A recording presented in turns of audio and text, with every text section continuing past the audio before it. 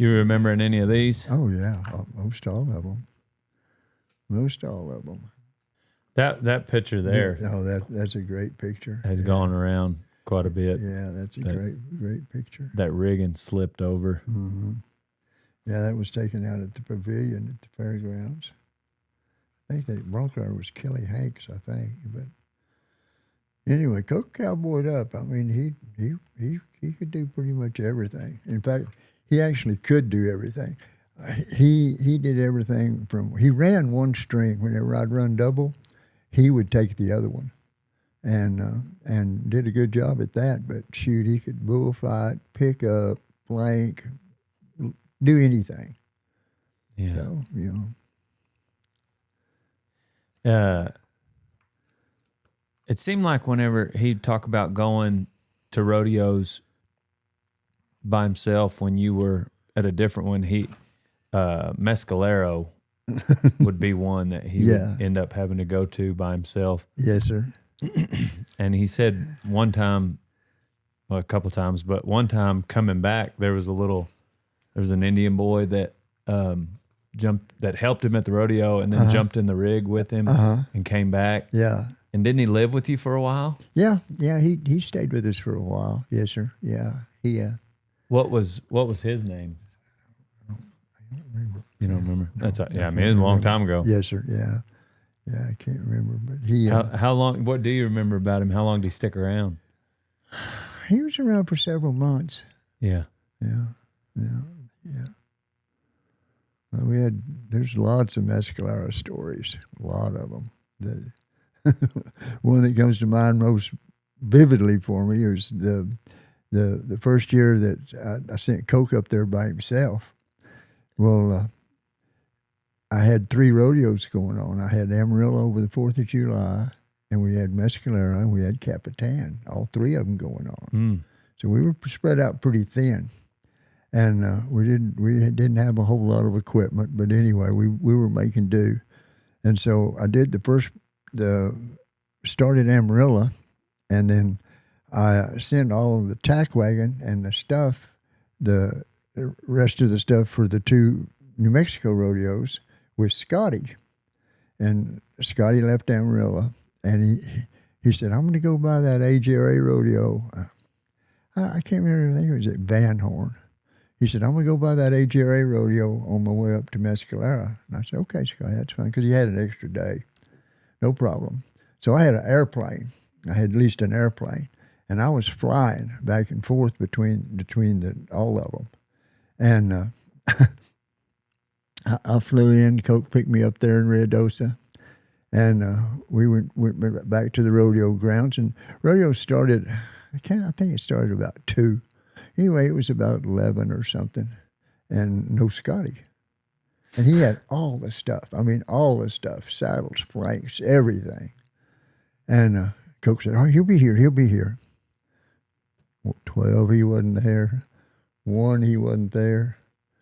I was getting awful antsy now. I found a bareback rider that had 1 horse flank with him. Ooh. And we took the Indians had big long gate ropes on the chutes up there. We took the gate ropes off and cut them up, made bull flanks out of them. Oh, man. We borrowed 1 saddle from an Indian guy, and it was an Indian saddle, and that's what Koke was using. Oh, my gosh. And it was time to rodeo. We loaded the broncs, and in drives Scotty. Koke runs over to me and says, Charlie says, just don't hurt him. Please, just don't hurt him. That's funny. It'll be all right, Yeah. But anyway, after that little bumpy start, everything smoothed out. They did a good job up there. Yeah. Oh, that's funny. Yeah, it seemed like Scotty was the wild man of the 2, for sure. We were at Silverton one time. And they had a big old rodeo dance, and we were all at the dance. We were all, I think it was intermission or something, I can't remember. We were all out at the pickups. And I don't, are we filming now? Yes, sir. But you can say, I can edit stuff out. Oh, you can edit stuff out? Yeah. Anyway, I hear this, you want some of me? You want some of me? Just come on, I got you, come on. And I knew it was Scotty because I recognized his voice. I thought, oh, here we go again, because this happened a lot. And I looked up, and I'll be damned if the whole Silverton football team wasn't backing him up. he was like this, and they were, and I went, oh, so I bailed in there with him, And so as soon as they saw me, well, they stopped. Well, when they did, Scotty cold-cocked that captain or whoever was leading the charge. He cold-cocked him. and he went down, and I mean, they all just melted right then. Yeah. So golly.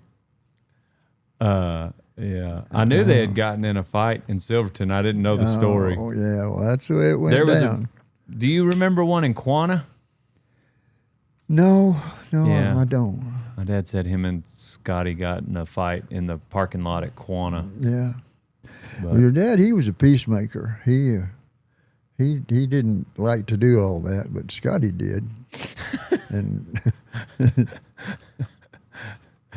what was the scenario when he said a few times they went over and helped either Benny or Harry?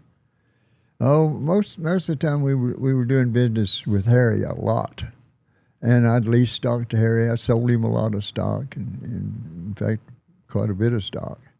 And he and I partnered on some things. Mm-hmm. And Harry and I had a little weekly rodeo up there in Monument, Colorado, and Koke took care of that for me. So that's where he got involved with Harry. What was the story behind the horse that you sold? I think it was Harry that was it originally called Maiden's Prayer? Yeah. And then he couldn't remember the name. Yeah. Anyway, and he named her Angel Sings. Angel Sings. Yeah, and she was PRC Bucking Horse of the Year in 78, and then she split the honor again in 79. Dang. She was a really good bronc. Is it a saddle bronc horse? Yeah. Well, we bucked her both ways.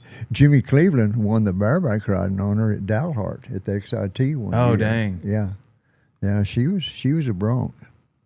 But wasn't that it? He couldn't remember the name. Yeah. And so that was where in fact, originally her name was supposed to be Queen Velvet, because that was when the Black Velvet Liquor Company got involved with the PRCA, and they were given pretty big money for the naming rights if the stock did good. Yes, sir. And so anyway, she was supposed to be named Queen Velvet, and that was Harry and I's deal, that we'd split that money, the award money.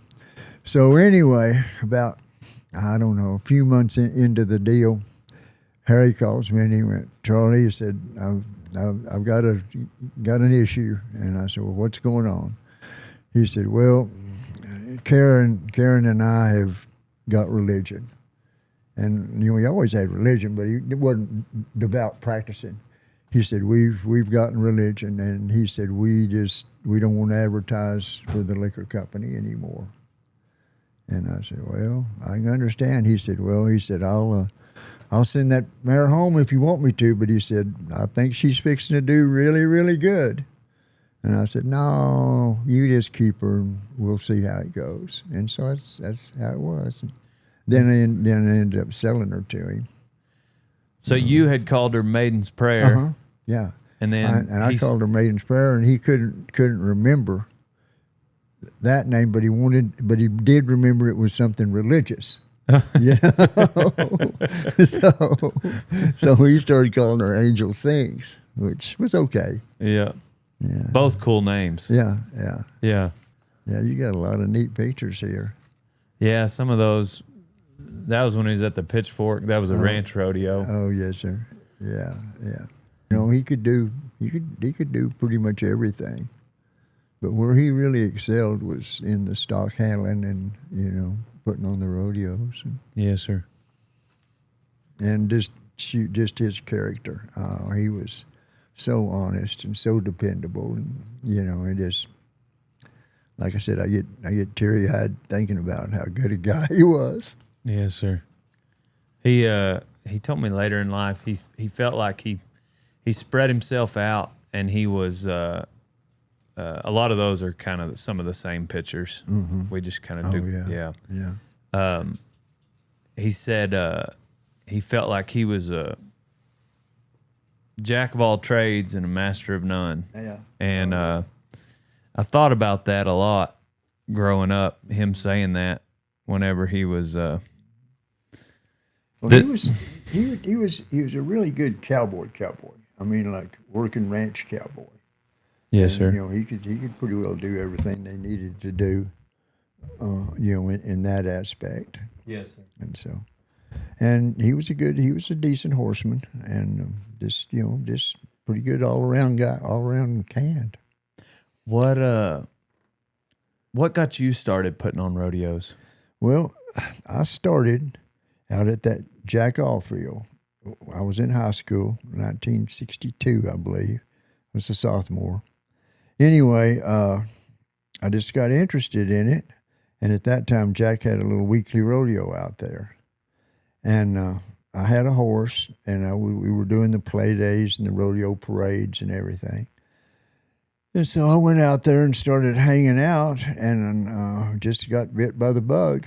Mm-hmm. And Jack started having steer riding, and so I started riding steers, and then graduated, on up to the bareback horses, and did some bareback riding, and then bulls and broncs, and then did it pretty much all of it. And I was another one that never was going to be a champion. And anyway, got into the stock end of it, and the way that all started was at that time when I was in high school. Well, Tech had their rodeo team, and they had practice stock out at 4th and Quaker at the Dub Parks Arena, and so Tech guys were typical college guys. They had a lot going on, and none of it was working, and so somebody had to actually take care of the stock. Feed it and load it and do all. And so that's how I got started. I guess it was maybe, I don't know, early 70s. I did it for several years there for them. And then Tech had some financial problems. The rodeo team did. Mm-hmm. And so they couldn't have this. They couldn't support the stock anymore. And originally, I went from just a learning job to a paying job. They paid me to take care of it. Mm-hmm. And then they had some trouble financially. And this was in 1970. And I had been working for Jack now for about 8 years, and had pretty much learned all there was to learn, from him. And and I was rodeoing, and to rodeo, you need to stay tuned up. And to do that, you need stock. So I had 4 bulls and 4 horses of my own, and Tech let me keep them out there at the Dub Parks. Anyway, for me to practice on. And so when Tech had their troubles, well, I bought the stock from them. And then they paid me to furnish it for the rodeo team. And then as time went on, then I had built my business up a little bit and was kind of doing okay. And they couldn't pay me anymore. So we let the Tech guys, I furnished it for them to use the arena. And I did that for a long time. I mean, a lot of years. And when you say use the arena, you mean put on other rodeos? Or just just use it for a housing facility. Gotcha. That's where we kept the stock, and then we went to the other rodeos out of there. That was our headquarters. Gotcha. Yes, sir. And then we had the arena, so we could try out new stock, and we had our buckouts and everything. Mm-hmm. Yeah, at one time the buckouts were pretty big deals. They were more social than anything else. Right. But there'd be cars lined up around both sides of that arena on Sunday afternoon. Lots of socializing. Yes, sir. And that would have been So by now, maybe the mid 70s. Yeah, that was all through the 70s. Yes, sir. How many rodeos a year were you putting on at that time? Oh, we would put on about maybe 20 to 30, something like that. And then we started, trying to think the exact year, we started the winter rodeos there at the pavilion.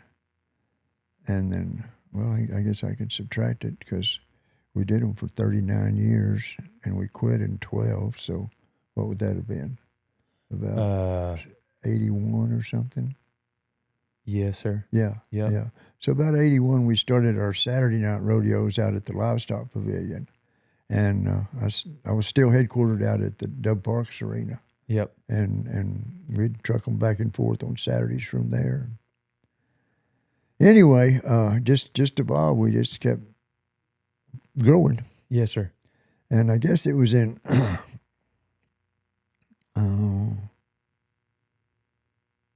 82.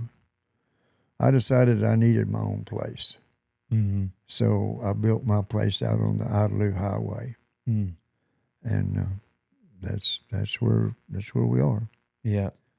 And there's a rodeo that weekend when the flags are flying. Mm-hmm. Yes, sir. That's it. Exactly. Yeah. That sign's still out there. Yeah. And it went on for 42 years. Yes, sir. Went on from 1970 till 2012. And then in 2010, the first drought hit Texas. Mm-hmm. And I had a couple of ranches leased where we run the stock, and they dried up. The water tanks, the grass was gone, everything went in the feedlot, and it broke me. Yes, sir. So anyway, I had to sell out. In 2012, I sold everything. Yes, sir. I didn't have not one animal. I sold the trucks, the trailers, even sold the chute hooks. You know what I'm saying? Right. I had nothing. Still had the rodeo arena. I had that big, nice WW rodeo arena out there. And then I sold it a couple of years later. And that went on from 2012 till 2016. And I kind of got back on my feet financially, getting the urge, it's something rodeo is the worst addiction in the world. Yes, sir. I just tell everybody I wish I'd gotten addicted to cocaine or heroin. At least I'd feel good all the time, But anyway, I had a chance to get back in the bucking horse business. I had done a whole lot of business with bad company, Mac Altizer. Yes, sir. And Mac calls me and he says, Charlie, I have got 15 2- and 3-year-old studs that are out of that Crazy Heart stud that you raised. And I'll tell you the rest. That's a neat story too. But he said, are you interested in those studs? Well, this UBHA, the United Bucking Horse Association, had just started up with their fraternities. And anyway, I said, yeah. So I got back in it. Yeah. Anyway, what I was going to tell you about that Crazy Heart is he is out. His dad is Little Ben. Little Ben is the blind horse that your dad took care of for me for so many years. Yes, sir. Yeah. I got a picture somewhere. So you bucked him a lot. Oh, big. And y'all bucked him when he had one eye. Little Ben was the TCRA champion, world champion, not world, but TCRA champion saddle bronc. Yes, sir. He was a really good bucking horse. I never gotten on him, but I heard a bunch of guys that really liked him, and then cancer took his second eye, but he was such a good stud, and so my dad had kept him in this one little pen, and that horse got so connected to my dad because that was the voice he heard all day, every day. Yeah. And when he would take him to the vet to collect on him, he would follow my dad. Yeah. And he still bucked in a circle when we bucked it. No, I'm just kidding. We didn't buck him, but yeah. But I bet he probably could, if my dad would have been horseback with a pickup horse. He they had a connection like no other. I mean, they were buddies. I got a picture of they're walking down the hallway at that vet. And that was at Texas A&M. Yes. We took him to Texas. I thought so much of him that money was no issue. Whatever it took to fix him, we tried it. Yes, sir. Anyway, we took him to A&M. We did everything we could do. Yeah. And just couldn't cure the cancer. Right. know?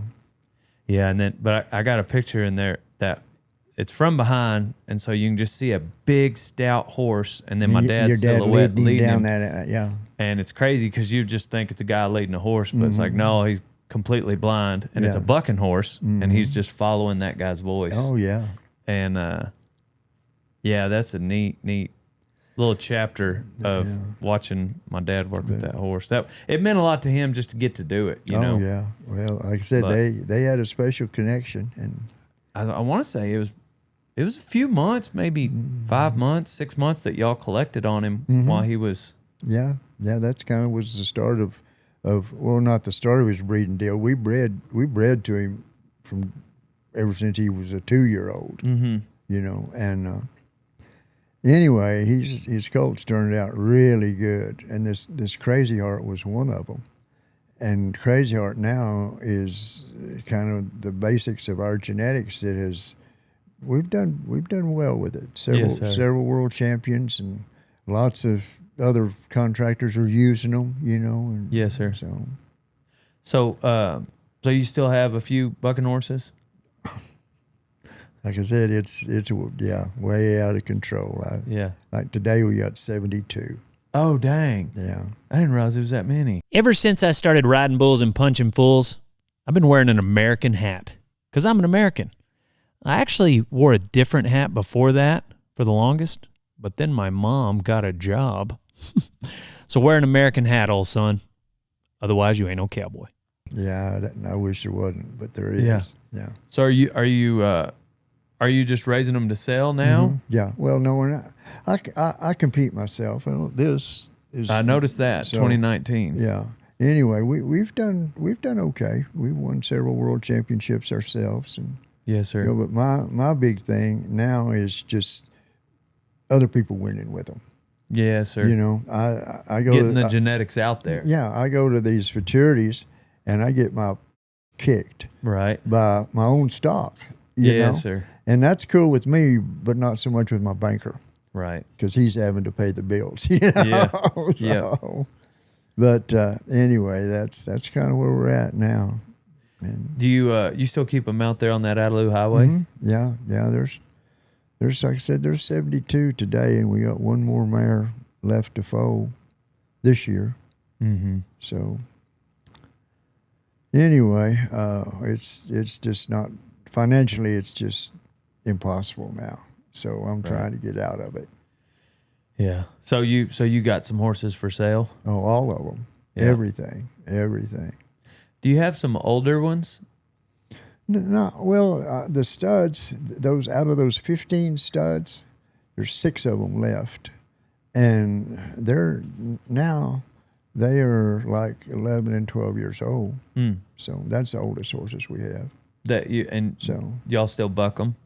Well, if we need to, but mostly we breed with them. Yes, sir. You know, but that was really another reason why I got out of the rodeo production business, is that times just changed. Mm-hmm. We used to have lots and lots of rough stock riders. Not anymore. Yes, sir. Not anymore. You know, town events are still good, but rough stock numbers are down. In the horse riding, bull riding is still pretty popular, and the horse riding is coming back now, mostly because of the Cowboy Channel. You know, people are getting some notoriety, and they can kind of, you know, justify their the risk factor. Mm-hmm. You know. Yeah. And the money's good now for the Cowboys, real good. Yes, sir. You know? But in fact, right now, today, but they tied us last night, kind of hurt my feelings, but we had a 90 posted on one of our horses in the second go-around at Cheyenne bronc riding. Oh, really? 2 days ago, and one go-around on her. Was it did Stace have the horse, or Yeah, was yeah, somebody no. else? Yeah, Stacy. Her name's Charlie's Angel, Oh yeah. and she's been to the NFR twice. Yep. Anyway, I sold her to Mitch Terrell as a 2-year-old, and Mitch kept her and trained her and hauled her and proved her out, and then he sold her to Stacy. Mm-hmm. So Yeah. Have you? I got to. My dad picked up for Stace a couple times. When he died, we were living down, kind of closer to where Stace lives, and he was picking up, maybe 7 rodeos a year. Yeah. 8 maybe here and there. A little for Sammy Andrews, a couple for him, Mesquite every now and then Sammy Catalina right. had some rodeos that my dad would anyway. And whenever the day before he died, he was headed to Helotes, and I was going to go fight for Sammy Andrews at Paris, because I normally went to Helotes. Right. And then the next day, it was May 2nd, 2013, when he passed while he was picking up. But did you get to do business? I'm sure you have, with Sammy Andrews. Oh yeah. We not a whole lot. Sammy's got a couple of our horses, but we've had 13 go to the NFR. Really? Horses that we've sold to Dang. PRCA producers. Yeah. Dang. Yeah. And anyway, I remember number 344 that Sammy bought. That was ours, but I've talked to Sammy, and I have a horse in our practice string that's got the C-Bar T brand, little mare, 3C66. Oh yeah, a little paint mare. Yeah, yeah. She was a nice one for a long time. Still is. Just a hopper that them guys love to get on. Absolutely. Yeah. She Johnny Hoyle down there. Is that who you sold her to? Yeah, I did. I sold her to Johnny. Yeah. Well, I didn't know if she went somewhere else first, but no, Johnny bought her. How old would that make her? Tell me how you age that. What is that? She's 3C66, so she would have been born. She'd be 22 years old. Okay, so 2003. Yeah. That's what I thought. Yeah. So the 3 is the year, yes, and sir. then what's the C66? The way we brand is the first digit is the year they were born. Yes, sir. The number following that is the mare's number. She was out of 3C66. Gotcha. Or not, she was out of C66. Gotcha. So that was her number. Gotcha. And so she was a good one. There was a 4C66 and a 3C66 that both went to the TCRA finals, and Johnny wanted them, and I sold them to him.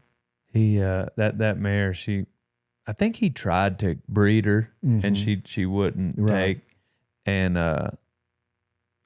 she just got to where she didn't care for the diesel smoke quite as much. Sure.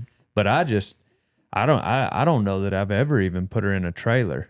Like, I've had her for maybe 2 years now, and I feed total feeds, and so she gets a big old pile of feed. Yeah. And once a week we trot her over to my little arena behind my house. And it's usually kind of a fist fight. I got 3 bronc riders, and they all kind of argue who's going to get on her that week. To get on her, yeah. And but no, that it was neat to have her show up at the house whenever Johnny, because I got on her at the CPRA finals and at a couple of rodeos, and had won money on her. And when Johnny texted me that, I said, absolutely, I will make a home for her. But that was one of our strong suits, and that was one thing Harry told me later on, in later years. He said, Charlie, your horses aren't big and they aren't rank, but he said they are the kind the guys can win some money on and will last a long time. Yes, sir. And we've had horses last a long time. In fact, there's been horses that have bucked for 20 years. Yes, sir. Well, yeah, I mean, 3C, she's a testament. You raised her, and so she's literally been bucking for 20 years. Yes, sir. And Yes, sir. yeah, She was out of a mare C66. yeah, And C66 was a little sorrel mare. And this is how long it is, Dale, that the lineage has gone on. I have today, and she just had a baby a month ago. Seven, golly, 7-something C66. Anyway, she is like a great granddaughter of that 66. Yeah. Dang. Yeah. That's awesome. Yeah. They just keep that. That's fun whenever you do have a horse that produces like that, kind of like Little Ben, that stud of yours that they just keep producing. Well, it came back to that. Started with a horse called Brown Bomber that I bought from Harry back when Harry and I were doing all the business. And, I had 3 horses go to the finals for Harry. Mm-hmm. But Harry told me one time, he said, Charlie, he said, I've made 2 huge mistakes in my bucking horse breeding business. And I said, what was that? He said, one was selling Custer to Ike Sankey. And he said the other one was selling Brown Bomber to you. But the way I got Bomber was, he was a quarter horse. He wasn't one of them big feather-legged, long-nosed, bronky-looking horses. Right. And Harry didn't want that. Harry wanted the look, And Really. And at that time, well, that's what a rodeo bronc was. He wasn't a fine-boned, real shapy kind of horse. Yes, sir. So that's how I got Brown Bomber. What? But Brown Bomber has just been fantastic. I think of the 13 I've had go to the NFR, I think 9 have his genetics. Had 9 have his genetics. Yeah. When a stock contractor is trying to decide, like, what are some of the reasons that a stock contractor would sell a good horse to another stock contractor? It's a variety of reasons. Sometimes it's friendship. They're just wanting to help out the other guy. Sometimes it's financial. Like you said, that horse you bought couldn't take the hauling anymore. Yes, sir. So I used to get horses back from guys. And a perfect example is a horse C65. Matt called her Easy Lover. They want to go around at the NFR on her, but then she got to stalling in the chute. So now in the PRCA, they don't want you to use a hot shot. So a staller is, not desirable anymore. Yes, sir. So anyway, I got her back, and I've got colts out of her now. Right. But anyway, it's a variety of reasons. Most of the time, it's friendship. Though they want to share with each other, and then the money is involved in it, and then sometimes they just don't get along with them anymore. Yeah. We got 6 bucking horses at the house, and 4 of them are over 20, and so obviously, like some of the, I've got 2 from Surveys that was one went to the NFR, sister-in-law, and that's her deal. She'll stall bad. Yeah. I don't mind it in the practice pen. Number 1, we've got all day. Right. And number 2, we don't have somebody telling us we can't use a hot shot. And number 3, it lets these guys practice that because it's going to happen at the rodeo. And then once you get out on her, it's a normal bucking horse. Yeah. But my dad was kind of, he'd like to have, we put on rodeos for a couple of years, and then later they just turned into my practice horses. But he liked it. He always told me, maybe this was his excuse because some of our horses weren't as good, but like, you need some of those that'll duck and dive. You don't always want to just get on the hopper in the practice pen. No, and he's right, because you're not going to always draw the hopper at the rodeo. Yes, sir. And that was one thing. And I don't want to sound, I don't know what the word is I'm looking for, demeaning at all. But our cowboys have changed. It's a different culture now. Myself, I'm not happy with it. because so many of the good backbone traits are gone. Yes, sir. You know, used to, rodeo was a challenge. It was you against that animal. And the better that animal was, the more hard it took for you to master him. You know what I mean? Yeah. And now times have just changed, you know. And again, I'm going to go back to the E word, where we used to have it as earned. Now it's entitled. And everything is evolved around that. What are some of those cowboys back in the day that come to mind when you do think of that kind of rodeo cowboy? Oh, most of them back in the 80s and the 90s, you know, the Ty Murrays, the Jim Sharps, the Tough Eatermans. I mean, just on and on and on. Here was our big thing, Dale. We put on those Lubbock Wind Rodeos every Saturday night, and we did them for 39 years. I'm sorry, 35 years. We did the Midwinter Championship bull riding for 39. For 35 years. Well, it was a training grounds is what it was, because it was pretty much the only winter activity going on within an area, you know. And we would have every year anywhere from 25 to 30 contestants at the NFR that had started out there. And My dad said he was talking about, he mentioned, you know, we always talked about rough stock, but he specified one year he remembered being at that winter series, and it was some crazy number of calf ropers, maybe like 12 of them that were at the NFR. Yeah. Were at y'all's Saturday night deal. Yeah, they were tuning up right before they went. Right. Oh yeah, yeah. It was like that, and we really excelled in the timed events, the team roping, the calf roping, and the bull riding. Lots of bull riders trained just that's horse riding, not so much. You know, because at that time, the horse riding was mainly considered a northern event. Really? Yeah, yeah. That was where all your real bronc riders were. Yes, you sir. know. And then as time progressed, well, they all went. You know, they come from everywhere now. Yes, sir. But you know, and then it was just, I guess logistics, because up there, you know, they had more using horses, big rank horses that, you know, you had to be a cowboy to train them, you know, to break them out.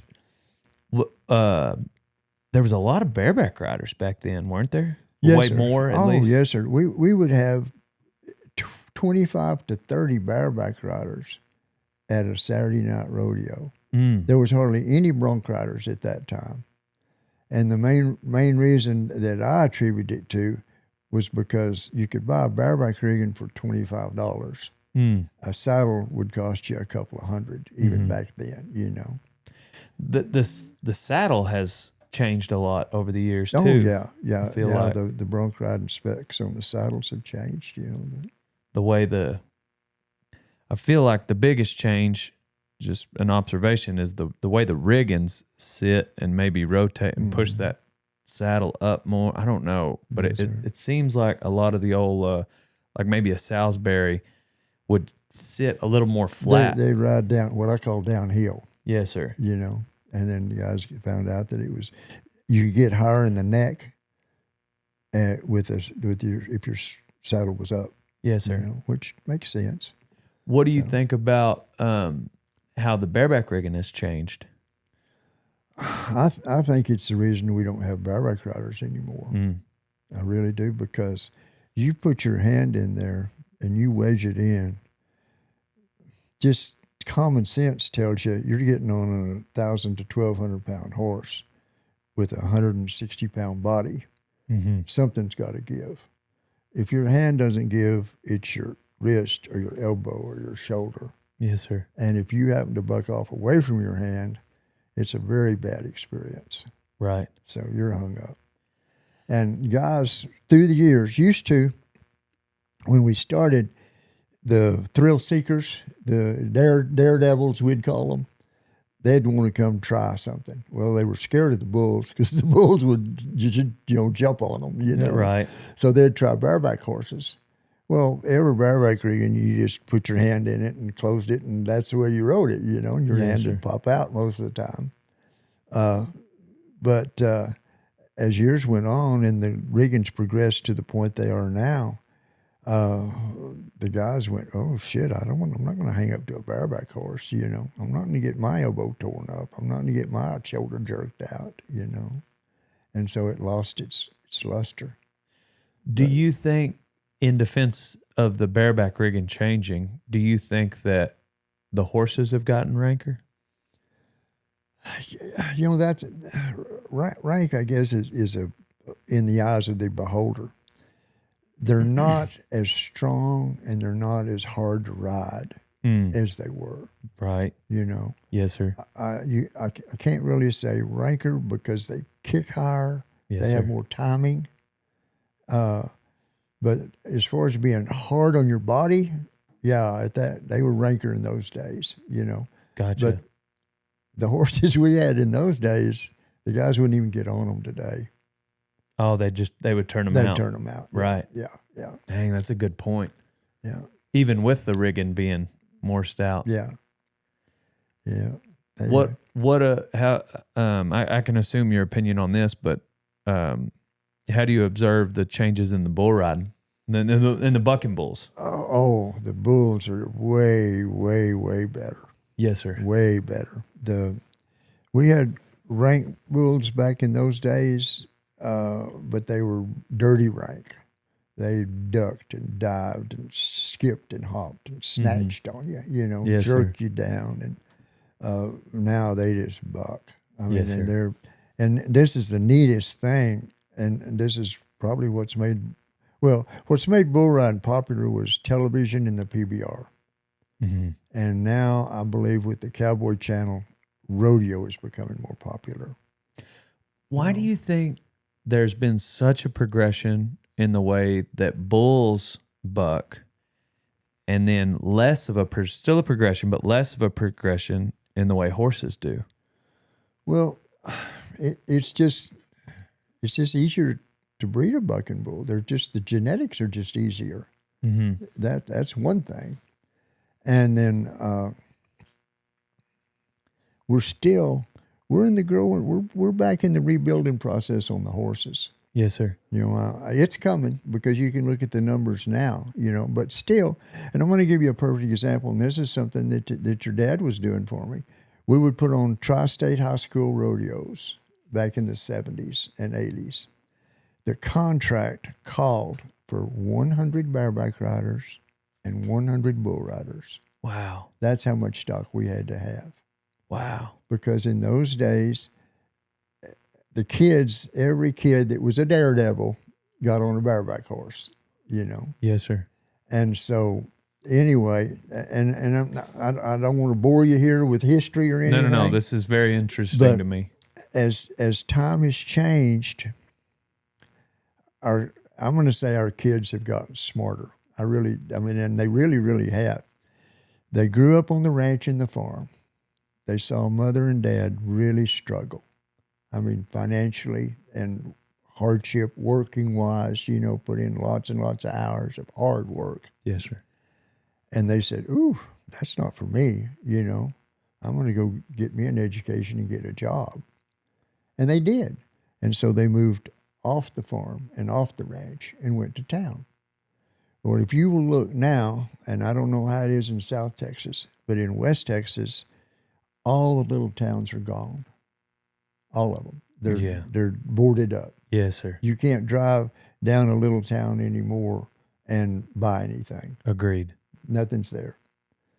And this is a perfect example. Whenever I started in the rodeo business in 1970, there was 87 rodeos within a 200-mile radius of Lubbock. Wow. That had an annual rodeo, parade, barbecue, dance, and Old Settlers reunion. Wow. 87. today there's 20 something, but the towns are gone. The towns are gone because the kids have moved. They don't live out there anymore. Yes, sir. And that's the progression of what happened to rodeo too. Yeah. Do you think one thing I've experienced over the last few to several years is a very high interest in this world. I think that I get messages daily on people because since I'm on the internet and there's, a random kid in Missouri or North Carolina or Nebraska that have come to work for me, just probably 15 or 20 different states kids have come to work for me. They watch my videos on the internet and they want to learn how to ranch or ride bulls or ride broncs. Right.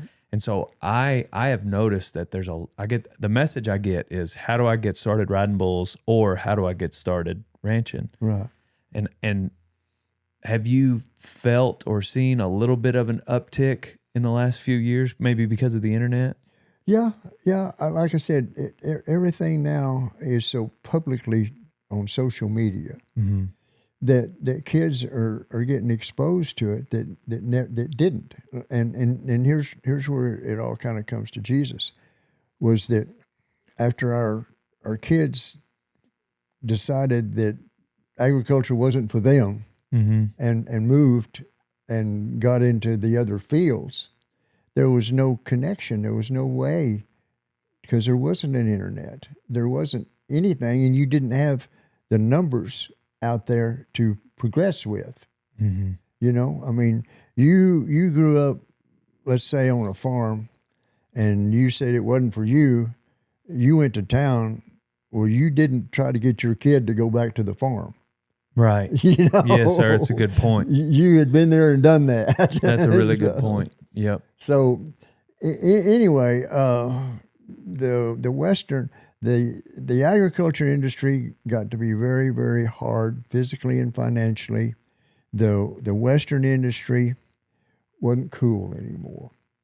If you want to think about this, and this was way before your time as a kid, my time as a kid is when it was. What you saw on television and on the movies was Westerns. Everybody wanted to be a cowboy. You know what I'm saying? And cowboy was cool. Yes, sir. Well, through the years, the kids figured out, well, it's cool, but you can't make any money at it, you know? Yeah. And you're liable to get hurt really bad, and you're liable to have to get dirty and break a sweat. Right. None of our kids nowadays are into any of that. Right. You know? And so, anyway, the culture's just changed. Yes, sir. So, I remember I loved getting my dad when I was a kid, you know, he wasn't working for you full time, but he'd come back and help and some stuff here and there. And I remember we helped with Amarillo, and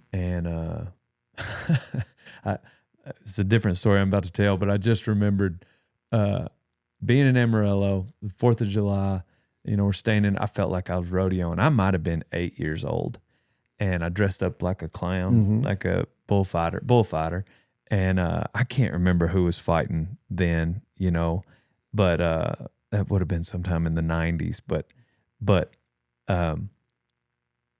I had connected with that young guy for the weekend, and I really thought I'm 8 years old, and so this guy for the weekend was my hero. I can't remember who it was, but so the rodeo came around, and I was out there with him, you know, picking up flanks and doing all the stuff, and I could not I remember being so just confused as to why you made me get out of the arena when the bull riding started. I was like, I'm geared up and ready here, Charlie.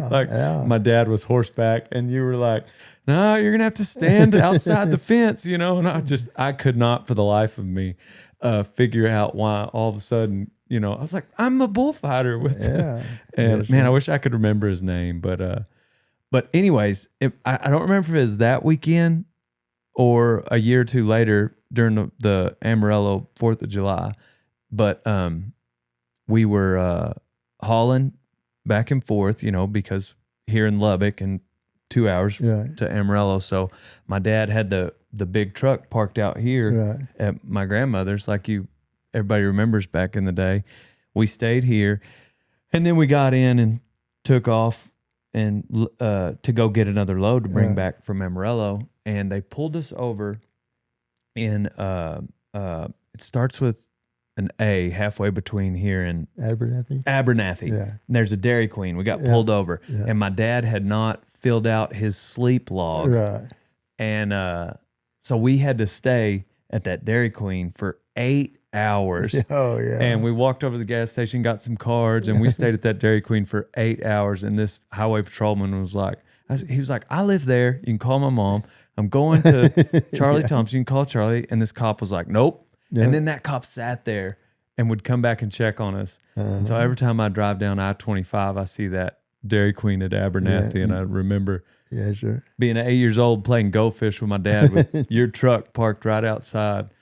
And anyways, that was the wild times of rodeo, and I felt like I was a rodeo cowboy then.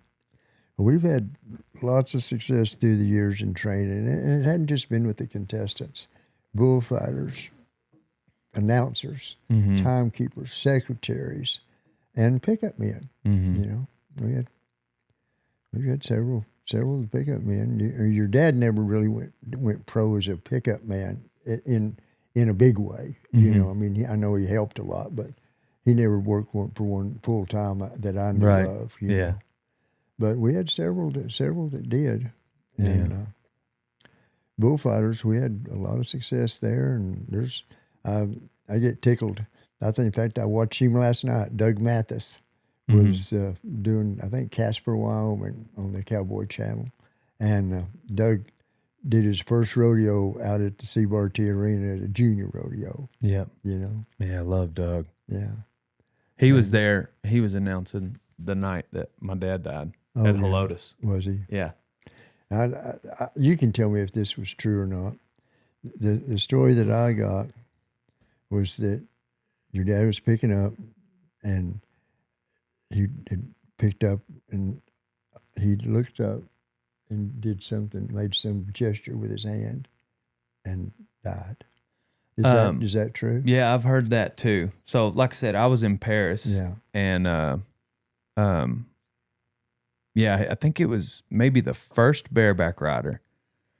Trey Taylor was his name, and I'm sure he's been here too. But he picked him up and sat him down, and then it happened. And I heard that, and one guy said he was coiling up his rope, but so I don't know which one of the two. But I was fighting, and I was tying in a bucking horse in Paris.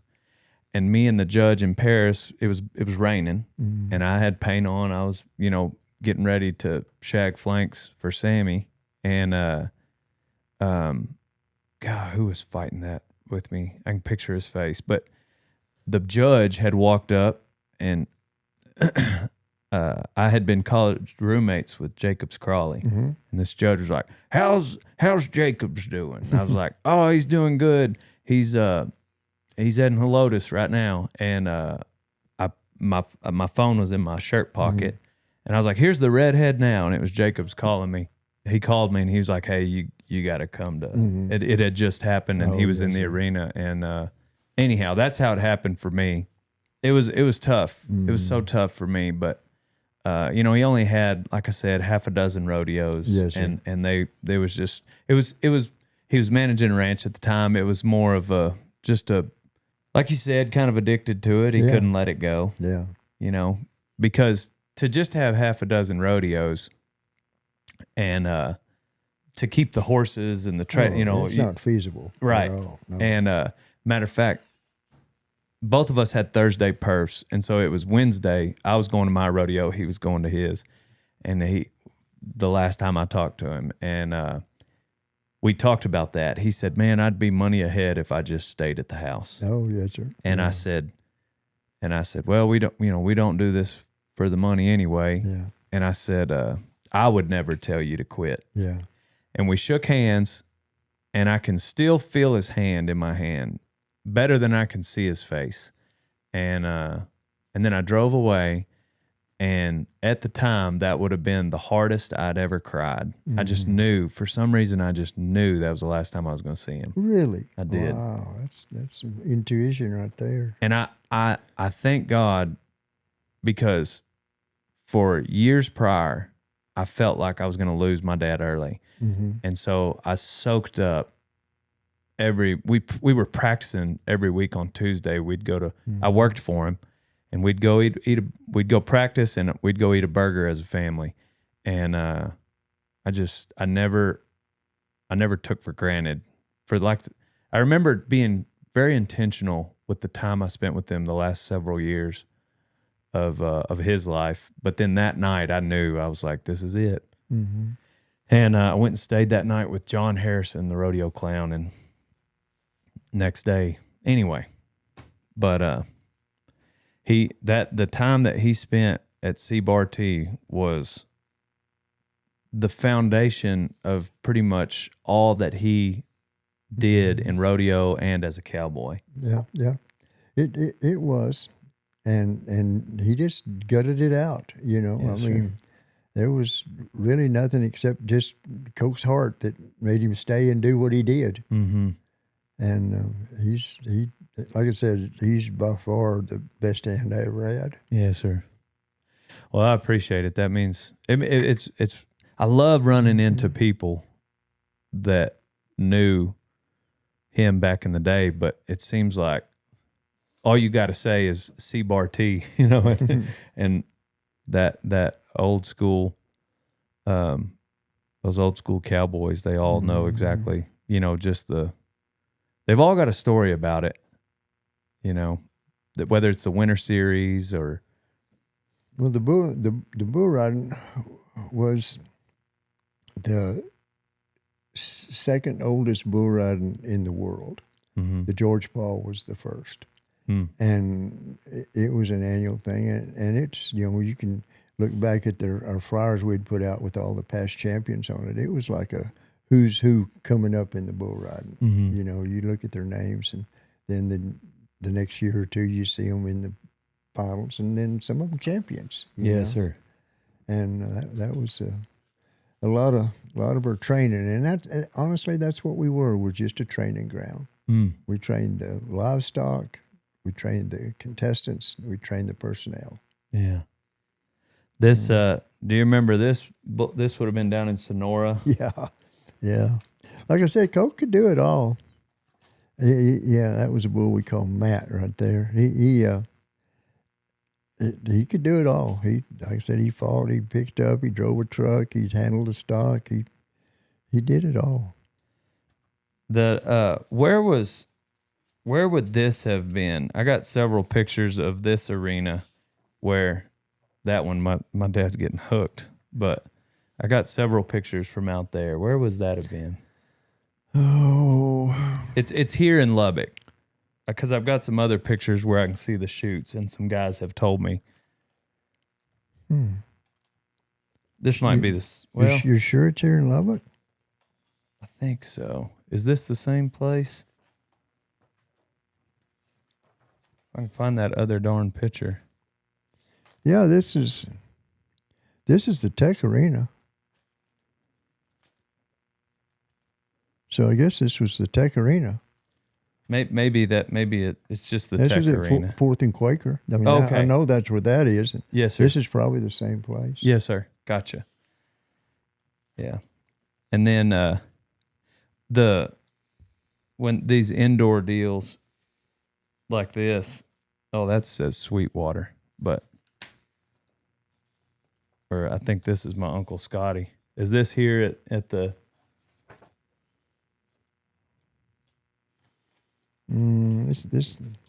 This looks like the pavilion at the fairgrounds. Okay.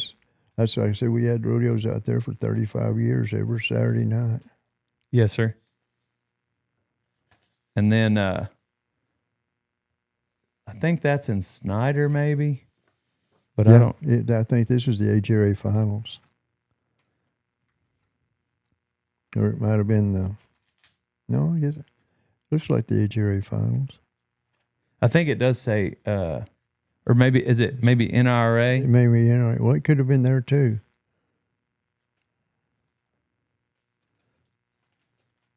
If it was the NRA, it wasn't our rodeo. If it was the HRA finals, it was our rodeo. But Gotcha. Koke worked for other people too. He wasn't exclusive for us. In later years, Yes, sir. At first he was. Do you know these guys? I think that's in Las Cruces.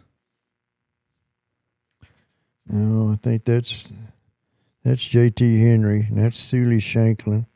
That's Philip McCarty. That's Barney Bramer. And then I think it's my dad and uncle on the end. Mm-hmm. Yeah, that's Scotty and your dad. Those two are Scotty and your Yes, dad. sir. Yeah. Dave Jennings, Mm-hmm. Bronco. Yeah. He talks about that picture on the bottom. Oh, yeah. Have you seen it before? No, I've never seen this one. I'm not sure where they are. Would he have This been? looks like maybe it's Tahoka or O'Donnell. One of those two places. He said that he's got that chicken hat on. Yeah. My dad does, and he said he put that chicken hat on and stood up on top of that chute and said, "I'm Captain Cock." And I don't know whatever. It's probably just some random moment, Yeah. but Bronco just remembers it, Yeah. and tells me every time I see him at the NFR at the South Point, he brings that up, and he said He started out with us. Did he? Oh, yeah, absolutely. He took his first rodeo picture at our place. Oh man, I didn't know that. I'll tell you a little history about him. He was horrible. I mean, every picture, the animal had all 4 feet on the ground, and I got with him and I said, David, look, it's a timing thing. I said, when you see that animal kicking and you press that shutter, the kick is gone. It's gone. It's too late. You have to press the shutter when he's on the ground to get the kick. Uh-huh. Because there's a reaction time between you seeing it and pressing. Uh-huh. So he said, oh, okay. And he started doing that. And then he got real good. Yeah. Real good. Yeah, that's a good point. And even back then, they probably didn't have like a burst mode. Oh, no, like they do now. No, then it was you rolled your camera. And it's not digital, so you don't even know what it's going to. You don't know if you got something good. No, he was horrible when he started. But it didn't. After we had our little talk, and he realized what I was saying, and he started trying it. But it's against all natural instinct. Right. You see something, that's what you want. Right. Well, when you see it and do it, it's gone. Right. And with rodeo animals anyway. Yes, sir.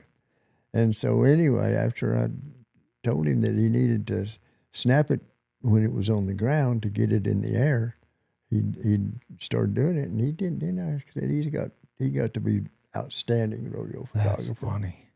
What about this picture? Y'all are standing next to that truck. Oh yeah. We had the paint horses in. I tried hard, even being an amateur rodeo producer, to put a little color in our production. Yes, sir. And we tried to ride paint horses. We tried to match our people up with ties and shirts and stuff, And we tried to have a little color with our production. This truck was parked out here a lot of days. Yes, sir. Yeah, that old cab over is super cool. Yeah. Y'all had that for a long time. Oh, that's all I ever had. One time we had 3 of these. Really? Mm-hmm. Dang. Yeah. Were they always straight decks or? No. I'm you had a pot. I had a pot. This was our 52-foot straight deck, and we had a 42-foot straight deck. Mm. And that was, in fact, I've got a picture at Amarillo at the 4th of July that maybe David took it, and it's up on the highway, looking down where you got the whole Range Rider arena, and our 3 trucks parked down there. Dang. We later, whenever I was in high school, I mentioned it earlier that we put on some rodeos, and we got a bunch of stock and a truck and a trailer from Gleghorn, Wayne. Yeah. And we had a straight deck that I just loved, and I told these guys, if I ever win the lottery, I don't even know if I'm going to buy a truck, but I'm going to buy a straight deck, and it's going to have slats on it, not the bubbles, but I'm going to have an old school where the aluminum is just the straight slats. And I said, that's how you know I won the lottery. Yeah. Put a porch light on it. And, but man, it'd be neat to see where that trailer is today. Oh, imagine it's rusted out and gone. This was a lot of years ago, and it might not be. I don't know. That would have probably been late 70s. I've got parts of these signs that came off of it, though. Do you recognize any of those guys? Well, there's your dad.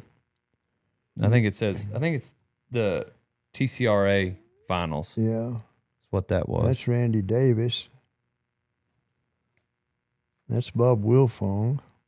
That's Kelly Hanks. That's Kenny something or other from New Mexico. This is that other place. This is the other. So that would have been the Tech Arena. What's happening? Ah, Wendell. Charlie Thompson. How are you, sir? I'm good. How are you? Yeah. What's happening?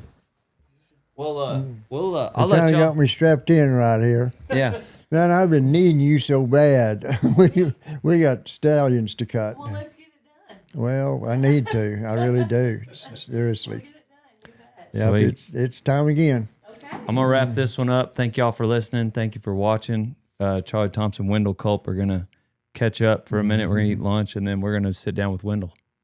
So on to the next one. Thank you, Charlie. Yes, sir. Appreciate you, Dale. Yes, sir. Congratulations Thank you. and everything.